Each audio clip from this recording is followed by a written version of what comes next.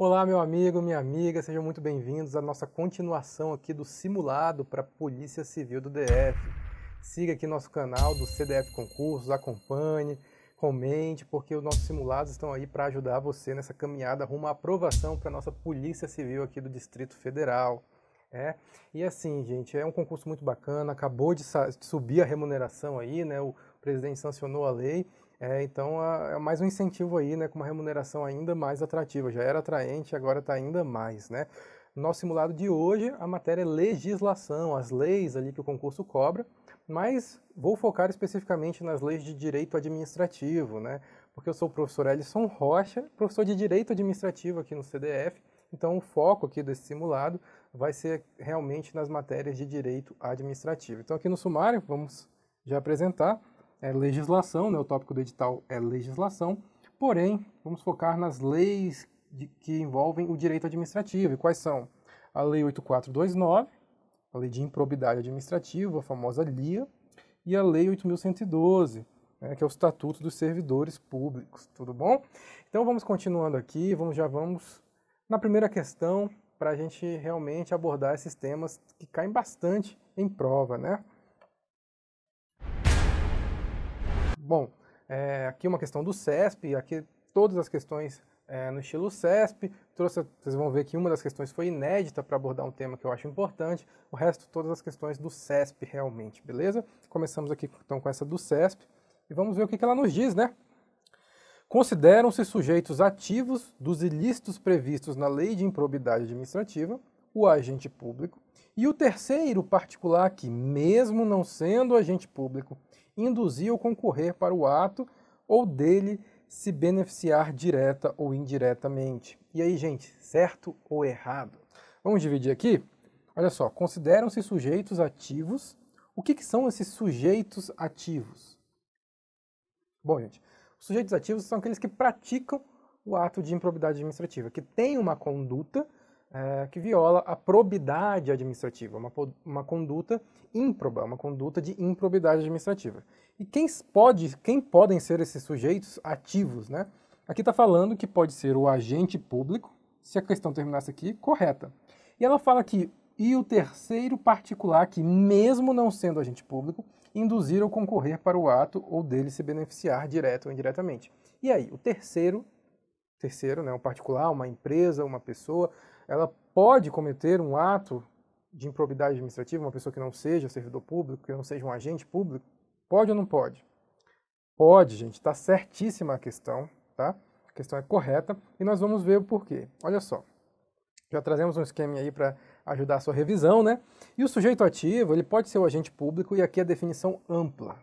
Então, gente, não é só servidor público, é servidor público, funcionário público, qualquer um que esteja exercendo uma função pública, seja um cargo honorífico, seja alguém que não tem concurso, qualquer um nessa definição maior de agente público, que esteja atuando em parceria com a administração pública, em nome da administração pública, pode cometer um ato de improbidade administrativa. É aquela definição mais ampla de agente público. Então não é só servidor público, não é só funcionário público, tá? Não é o tema da questão, mas já fica aí a dica, né? Então é quem exerce a função pública e é a definição mais ampla possível, ou seja, mesmo transitoriamente, com ou sem remuneração, tá? Faltou o com aqui, mas mesmo transitoriamente ou sem remuneração, tá? Então não faltou não, tá certinho a frase. Mesmo transitoriamente ou sem remuneração, agente público, pode cometer uma conduta, né, praticar uma conduta de improbidade administrativa, beleza? Então, qualquer agente público encontra-se nessa categoria. Mas voltando ao tema da questão, os terceiros também podem cometer atos de improbidade administrativa, eles podem, desde que eles induzam ou concorram para essa prática, né? Sejam cúmplices, ajudem, né? Então, se um terceiro paga uma propina para um servidor público para poder construir uma obra, esse terceiro ele também vai ser responsabilizado porque ele concorreu ali ativamente para o ilícito, beleza? Só que ele não pode ser cometido por terceiro isoladamente. Então, eu não posso só condenar o terceiro que pagou a propina. Eu sempre tenho que ter um agente público que auxiliou ele de alguma forma. Então, se ele pagou propina para alguém. Eu preciso saber quem é esse alguém. Então, ele não pode praticar isoladamente. Ele sempre tem que praticar em conjunto com um agente público. O agente público não precisa de um terceiro. Ele pode isoladamente ali cometer um furto, pegar alguma coisa dentro de um órgão, cometer um ato de improbidade administrativa sozinho, o agente público pode.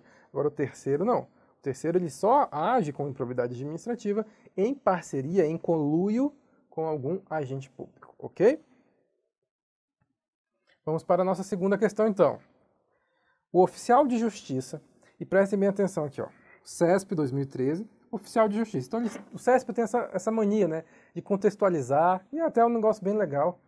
Então, assim, no seu concurso para a Polícia Civil, provavelmente ele vai tentar contextualizar com algum tema da área policial. Aqui foi voltado para oficial de justiça, porque a prova era para oficial, né?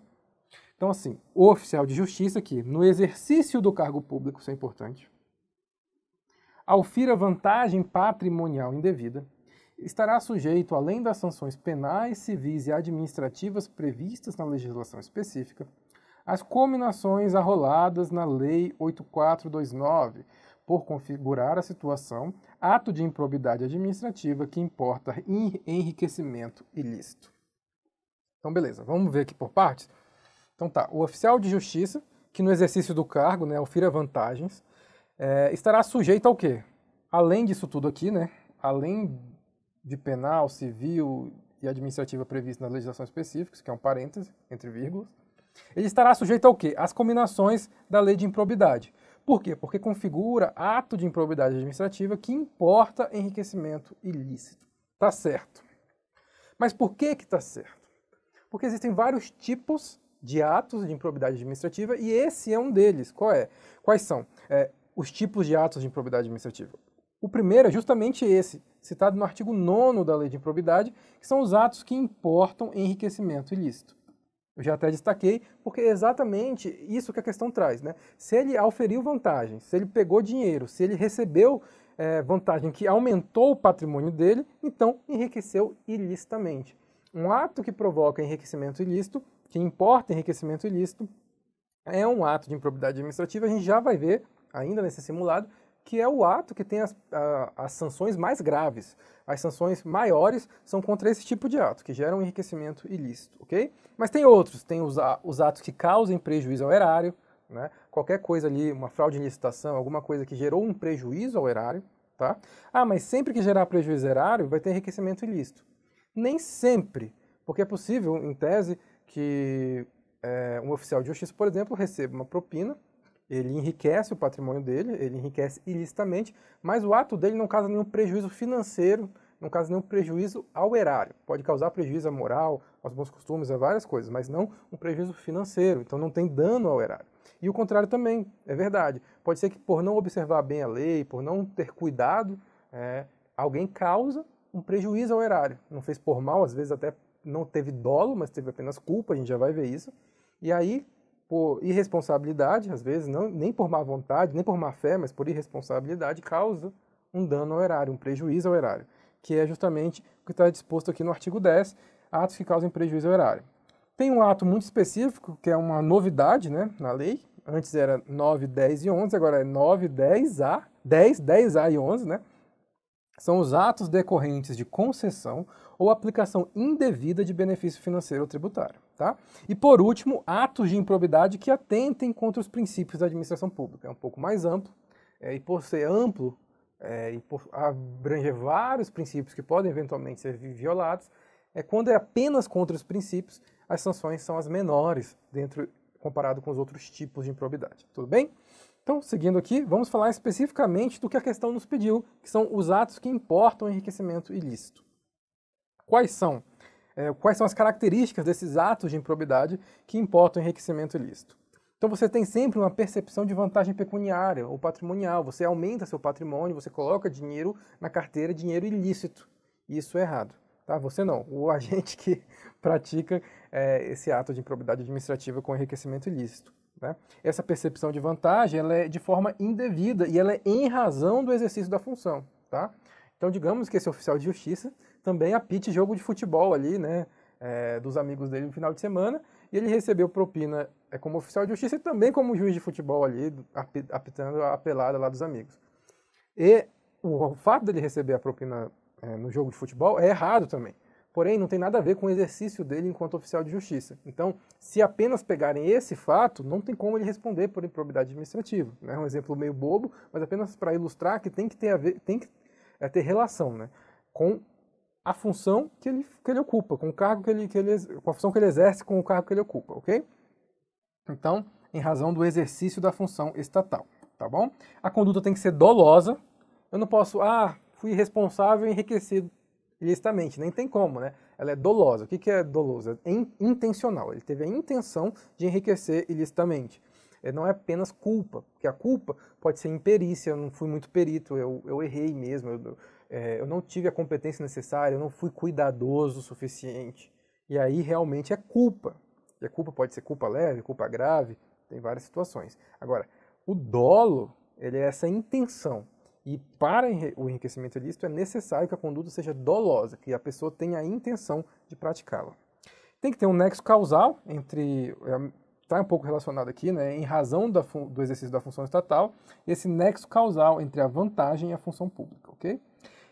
Essa lista de condutas previstas no artigo 9º, ela é exemplificativa. Eu nem passei pela lista, porque é uma lista longa e exemplificativa. Você vai ter ela como exemplo, mas qualquer conduta que importe enriquecimento ilícito, em qualquer desses casos, você estará diante de um ato de improbidade que causa enriquecimento ilícito, ok? Então, aquilo ali é só um exemplo, mas fique à vontade, é recomendável você ler todo o artigo 9º, 10, 10A e 11, porque ele tem as condutas e os exemplos, beleza? Vamos seguir então para a nossa questão 3.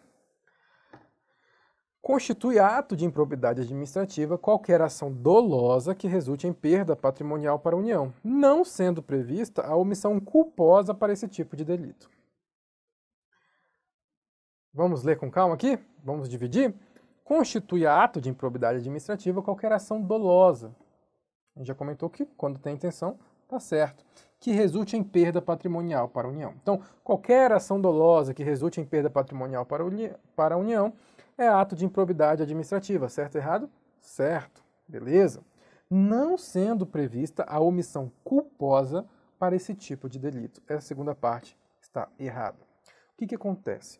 Quando é dano ao patrimônio, quando é dano ao erário sem enriquecimento ilícito, é permitida, sim, a forma culposa, ou seja, o camarada não observou bem as leis, os procedimentos, e acabou tendo uma conduta ali culposa. Foi culpa dele a administração pública ter perdido dinheiro, ter tido um prejuízo.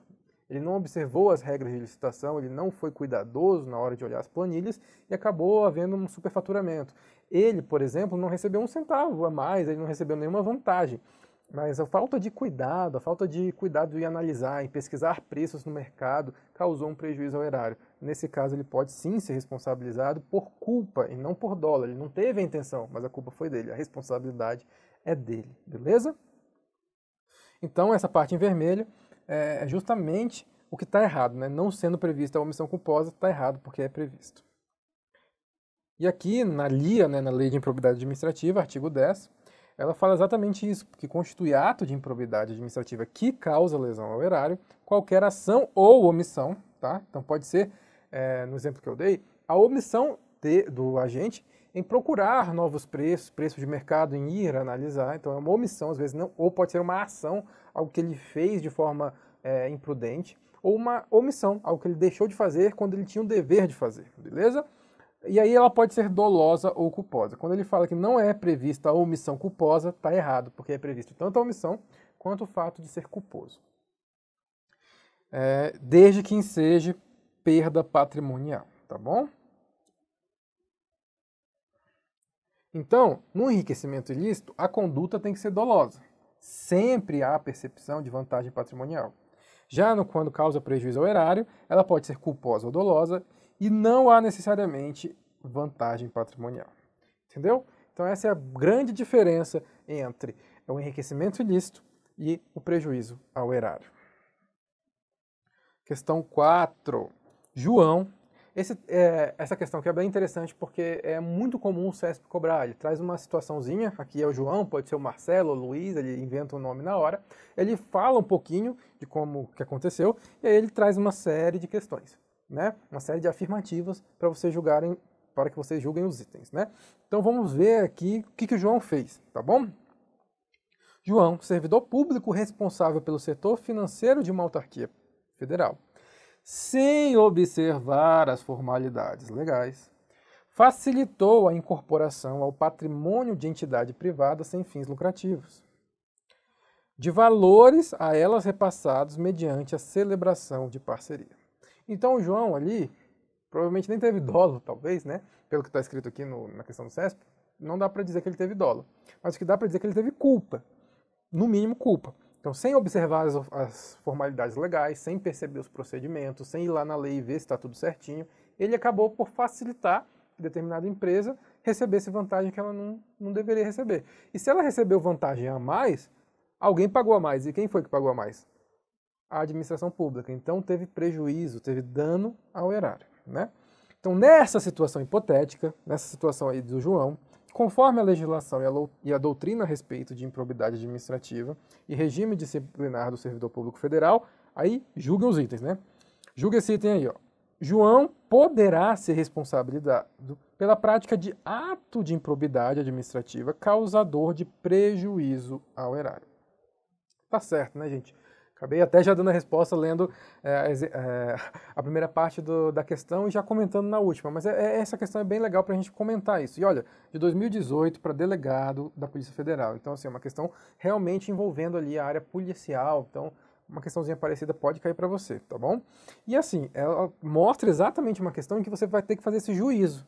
Poxa, ele vai responder por enriquecimento ilícito, por violar os princípios, ou seria realmente por causar um prejuízo erário? Causar um prejuízo erário é a melhor solução para esse problema aqui, porque a gente já viu que ele não agiu com dolo necessariamente, mas ele foi culpado, ele agiu com culpa porque ele não observou as formalidades, beleza? Então, olha só, os atos de improbidade que causam prejuízo ao erário, que foi o ato que o João cometeu, ele tem que necessariamente causar um prejuízo ao patrimônio estatal. Edson, mas lá na questão, no textinho introdutório, não fala que o João causou um prejuízo ao erário. Ora, mas se ele deu uma vantagem indevida para uma empresa, se a empresa passou a ter um patrimônio maior do que ela deveria ter, esse patrimônio saiu de algum lugar e saiu indevidamente. E saiu de onde? Saiu do Estado. Então o Estado teve esse prejuízo. Então o CESP nem sempre ele vai te dar tudo na mão, entregar. Algumas coisas você vai ter que entender e ter que interpretar. Dessa vez dava para interpretar legal que realmente essa vantagem que ele concedeu à empresa gerou um prejuízo ao erário. Pode ser uma conduta dolosa ou culposa, e no caso aqui eu entendo que foi culposa. É necessário que se comprove a ilicitude do ato. Então, não basta que, quando a gente fala de culpa, não basta que determinado ato cause prejuízo ao erário e seja culpa do João, por exemplo. Tem que ser algo ilegal, tem que ser algo ilícito. E no caso ele não observou a legalidade, né? Ele não observou as normas vigentes. Então, por isso que a conduta dele foi ilegal. Agora, digamos que ele estava caminhando ali com uma impressora muito cara, tropeçou e caiu. Pode até ser culpa dele, ele pode até ter que reparar esse prejuízo civilmente, né? Mas não dá para dizer que é um ato de improbidade administrativa, porque não foi um ilícito. Tropeçar não é ilegal, não é um ilícito. Só que se ele foi imprudente ali ao caminhar e acabou tropeçando, aí realmente ele talvez tenha que indenizar o órgão dele. Mas o órgão no qual ele trabalha. Mas assim, é sempre necessário que haja uma conduta ilícita, né? Então é necessário, aqui na tela, é necessário que se comprove a ilicitude do ato, beleza? Precisa ter um nexo causal entre o dano e a função pública, ou seja, João só pode ser punido porque o ato dele tinha relação com a função que ele ocupava. Ele era lá do setor financeiro, então tinha uma relação entre o que ele praticou e o resultado.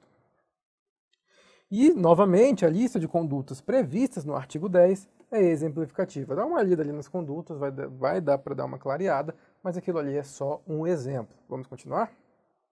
Opa, repetiu? Não repetiu, é porque é uma questão do CESP, né, no qual ele colocou um texto e trouxe vários itens. Então a gente vai analisar 2 desses itens. Então, novamente, o João ali, né, não observou as formalidades legais e aí acabou tendo uma incorporação ao patrimônio particular da entidade, né? Então, qual é o item que a gente vai julgar? Nessa situação hipotética, o que a gente vai julgar? A gente vai julgar essa parte final aqui, ó. João poderá ser condenado no âmbito judicial ao ressarcimento integral do dano. Essa é a primeira parte. A segunda parte, a suspensão dos seus direitos políticos e ao pagamento de multa. O que a questão quer saber, em outras palavras, é o seguinte. Tá, ele praticou um ato que causa dano ao erário, que causa prejuízo ao erário. Tá, e aí? O que vai acontecer? Quais são as possíveis sanções a ele?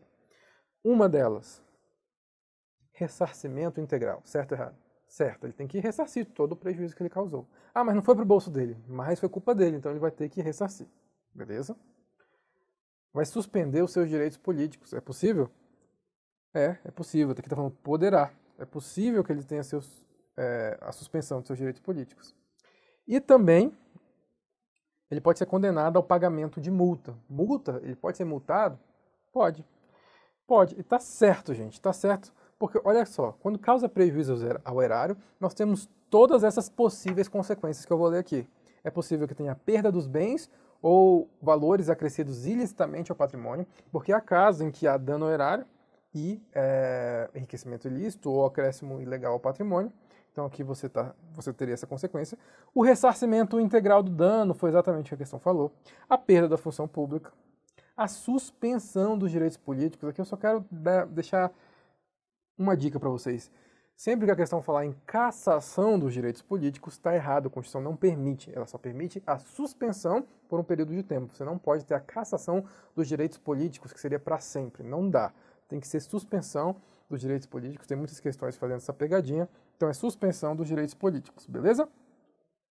Pagamento de multa. Então, se pode ou não multa? Pode, e até 2 vezes o valor do acréscimo. Proibição de contratar com o poder público e proibição de receber benefícios e incentivos fiscais ou creditícios por 5 anos.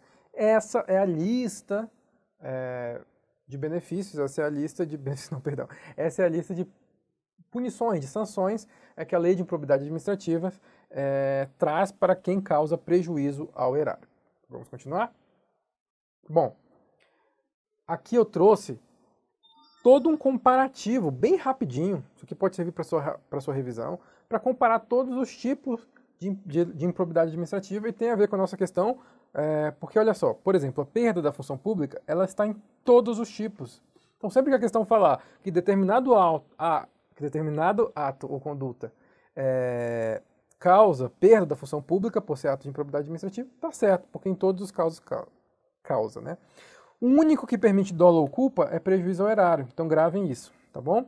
Olha só, a perda de bens e dos valores acrescidos é só no caso de enriquecimento e prejuízo ao erário. E o ressarcimento do dano é só permitido no caso de enriquecimento ilícito ou nos casos de prejuízo ao erário, beleza? Por fim, vejam o seguinte, o enriquecimento ilícito tem as maiores penas, tá vendo? Tem as maiores penas. E o ato de improbidade que atente a princípios, né, o atentado a princípios, tem as menores penas. Beleza? Mas multa civil, por exemplo, todos têm multa. Tá bom? A suspensão de direitos políticos, todos têm suspensão de direitos políticos.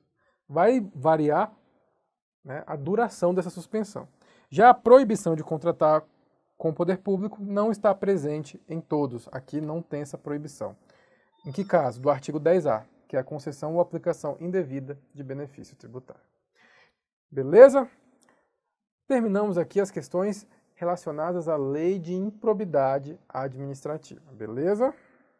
Então, gente, vamos continuar aqui. Nossa questão número 6, a primeira sobre Lei 8.112, o Estatuto dos Servidores Públicos Federais. Vamos falar aqui sobre a relação dos servidores públicos com a administração. Beleza?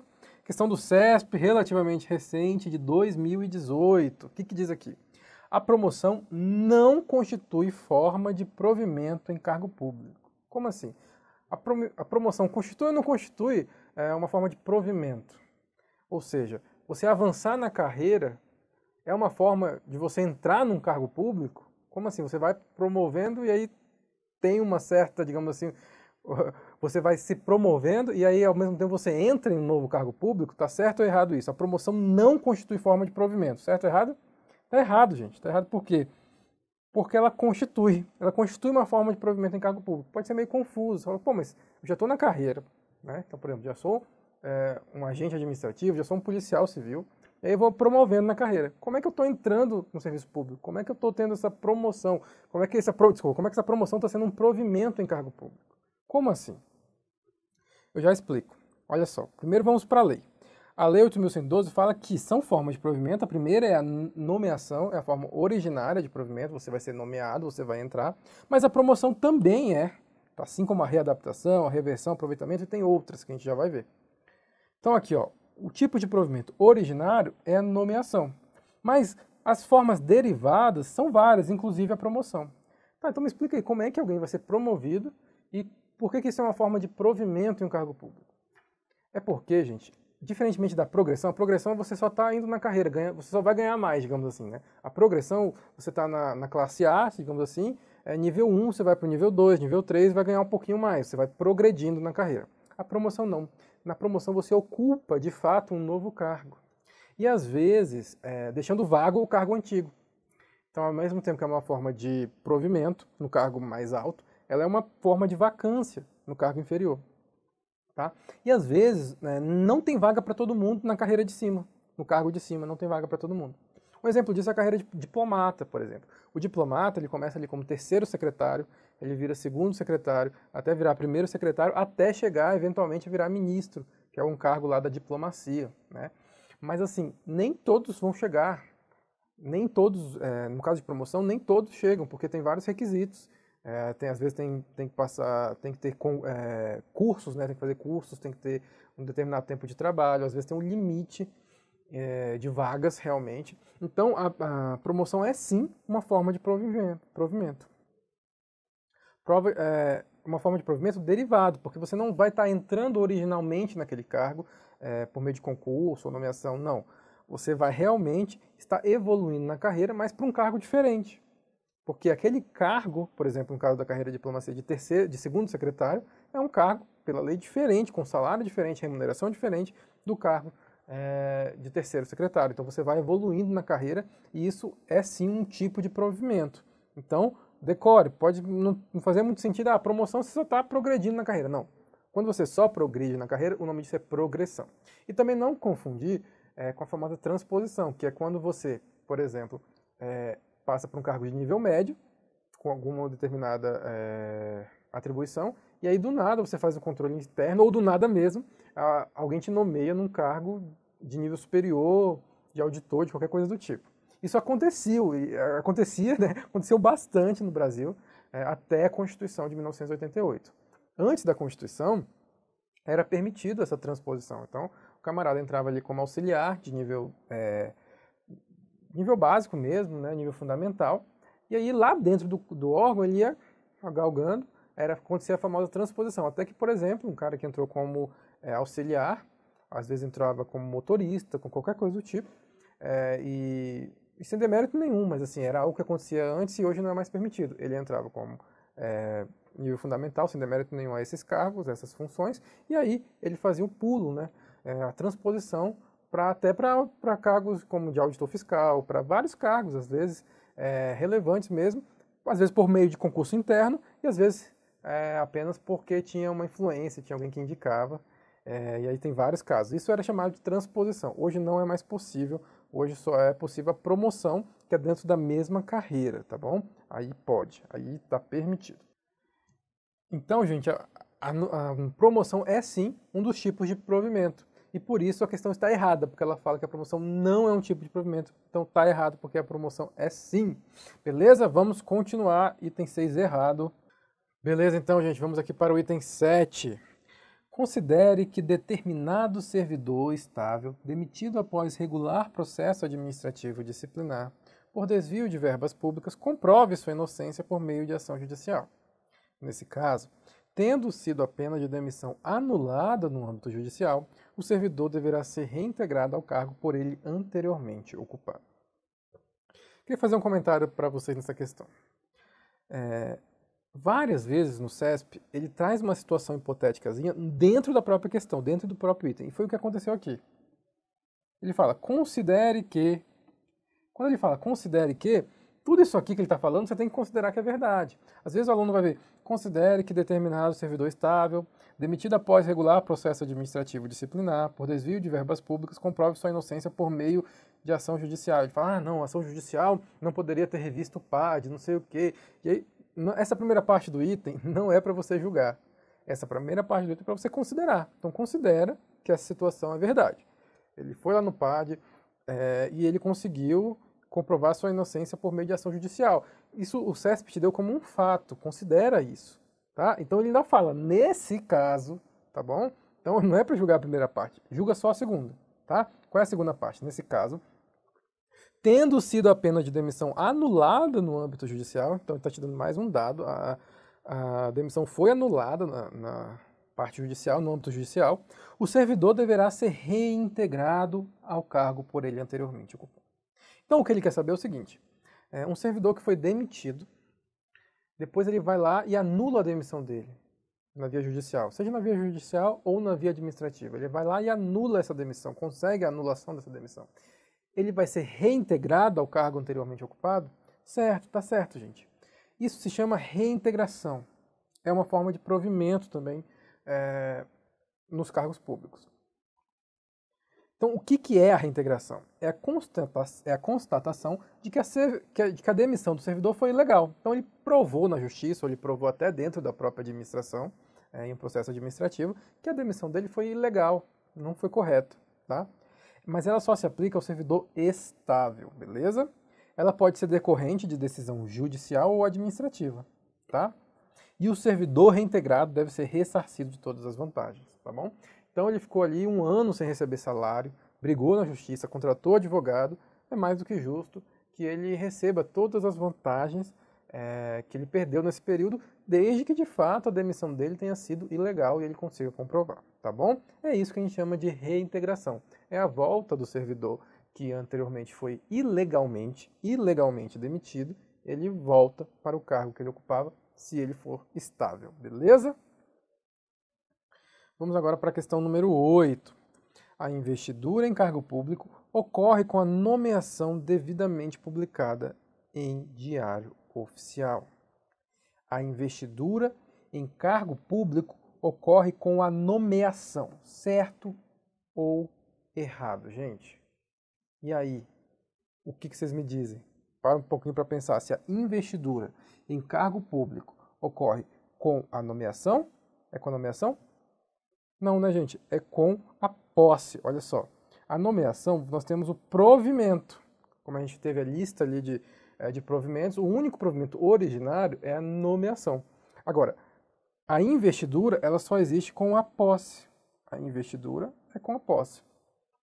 Beleza? Então, a nomeação é uma forma de provimento. Você entra, digamos assim, tem o direito de entrar no serviço público, mas você só vai se investir daquele cargo se você tomar posse. Senão você não é servidor público, né? Se você não tomar posse, não dá para dizer que você se investiu ali do cargo, né? Não tem como. Então, é realmente só na posse nós temos a investidura. O resto tudo, a nomeação, perdão, é provimento, beleza? Então, lembra, isso aqui cai muito, essa pegadinha, essa diferenciação entre nomeação e posse. Nomeação sempre é provimento e a posse é a investidura. Basta lembrar que para você tomar posse, você está literalmente, né, se investindo ali do cargo, você está vendo a investidura. No caso da nomeação, você tem direito ao provimento, mas ela só vai ocorrer de fato com a posse, beleza? Vamos aqui então, gente, para a questão 9, uma questão inédita. Na verdade, é uma adaptação de algumas questões que a gente achou que ia ficar bem claro aqui para vocês. É bem legal para a gente explicar um assunto relevante que cai em prova, e sendo uma questão, um simulado, né? É legal a gente trazer uma questão inédita, vai que a gente acerta e cai algo parecido na prova, né? Vamos ver. Segundo a Lei 8.112 de 1990, é de 30 dias o prazo para o servidor empossado em cargo público entrar em exercício, contados da data da posse. Certo ou errado? Isso aqui, gente, infelizmente, é realmente decoreba, é decorar mesmo. Tá errado. Tá errado por quê? Aqui, ó, não são 30 dias, são 15 dias. É de 15 dias o prazo para o servidor empossado em cargo público entrar em exercício e, de fato, é contado da data da posse. Então, veja que a questão aqui, e assim, é inédita, mas é uma adaptação, já foi cobrado algo muito parecido com isso, é muito assim, no detalhe mesmo, né? Porque é de 30 dias o prazo, contados realmente da data da posse, mas não são 30, são 15 dias, tá bom? São 15 dias que você pode usufruir para tomar. Assim, gente, foi nomeado, toma posse, entra logo em exercício, não deixa passar nem 2 dias, não. Já entra logo em exercício, por que você vai esperar passar 10, 15 dias, né? Foi tão difícil passar no concurso público. Entra logo, já toma posse, já entra em exercício no mesmo dia já para ser feliz, né? Passar a usufruir ali dos benefícios e da função, né? Da responsabilidade também do cargo para o qual você vai passar e para ser policial civil, beleza? Vamos então agora. Ah, tá. Isso aqui que é bem importante para vocês entenderem. Por que a questão também pega muita gente? A nomeação, da nomeação até a posse, são 30 dias. Então, você foi nomeado, você tem 30 dias para tomar posse, beleza? Então, não ocorrendo a posse, a nomeação é tornada sem efeito. Já a da posse até o exercício são apenas 15 dias. Tá? Então, a primeira etapa, lembra-se que são 30 dias. Já na segunda etapa, reduz pela metade, são 15 dias, beleza? Então, tá aqui, ó. Esse esqueminha vai te ajudar bastante, tá? E tem uma diferença, porque da nomeação até a posse, se não ocorrer a posse, a nomeação é tornada sem efeito, como se não tivesse existido. Agora, da posse até o exercício, se você não entra em exercício, o servidor ele é exonerado. Por quê? Por que o servidor é exonerado? Porque ele tomou a posse, então ele já está investido no cargo público, só que ele não entrou em exercício. Então, nesse caso, ele é exonerado, porque ele já tomou posse. Da nomeação até a posse, ele ainda não tem a investidura, ainda não se investiu de servidor público, não tem ali a investidura. Então, ali realmente, entre a nomeação e a posse, vai só tornar sem efeito. Agora, uma vez que tenha tido a investidura, que tenha tido a posse, ele precisa ser exonerado. Então, se ele não entrar em exercício, ele vai ser exonerado, beleza? Vamos agora para a nossa última questão, de 2017, do CESP.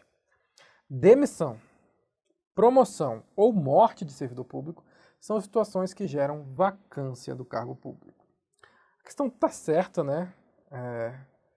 E por que eu falei bem rapidamente que ela está certa? Porque aqui gera mais dúvida, que a demissão, claro que vai gerar vacância. Né? A morte, infelizmente, quando alguém morre, realmente o cargo fica vago. A vacância é realmente o cargo fica vago, né? Surge uma nova vaga. Quando você olha lá as vagas que tem para o seu concurso público, ou alguém criou vaga por meio de lei, mas nesses tempos de crise, via de regra, é vacância. É alguém que foi demitido, infelizmente morreu, ou, nas melhores hipóteses, com alguém que se aposentou, né, vai curtir sua aposentadoria, e aí surgem as vagas para os concursos públicos. Mas também tem os casos de promoção, que a gente já comentou. Né? Então o camarada está ali no primeiro nível da carreira, e aí ele vai para um outro cargo, ele é promovido. E aí naquela primeira parte da carreira, no primeiro nível, surge uma vaga. A vaga, por exemplo, que você vai ocupar. Então, a demissão, a promoção ou a morte são realmente situações que geram vacância. Mas não são só essas, tá? A gente trouxe aqui um mnemônico, padre da Polícia Federal, padre PF. E aí, só para decorar mesmo, porque são várias formas, né, de vacância. A promoção é uma delas, a gente já comentou. A aposentadoria, o cara aposenta, surge uma nova vaga. A demissão. A readaptação, tá? Porque a readaptação é quando o camarada ele sofre, né, o servidor público sofre alguma situação, um acidente de trabalho, alguma coisa, e ele precisa se readaptar, e às vezes ele vai se readaptar em outro cargo. Então o cargo originalmente ocupado por ele fica vago, então tem a vacância nesse caso da readaptação. A exoneração também, não só a demissão, mas a exoneração nos casos previstos.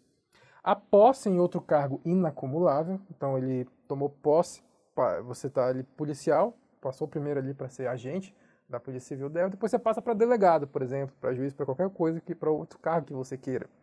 Então, nesse caso, quando você tomar posse em outro cargo inacumulável, necessariamente você deixa outro cargo vago. Tá?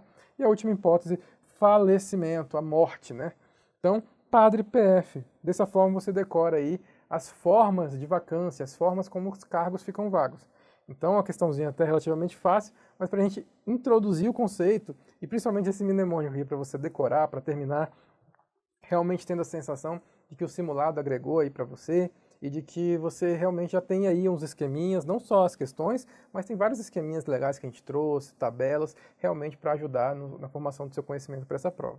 Então é isso, siga aqui o nosso canal do CDF Concursos, nos acompanhe nas redes sociais, curta, comente, compartilhe aí com os seus amigos e que você faça realmente aí uma excelente preparação até a prova da Polícia Civil. E contem conosco. Um forte abraço e até a próxima.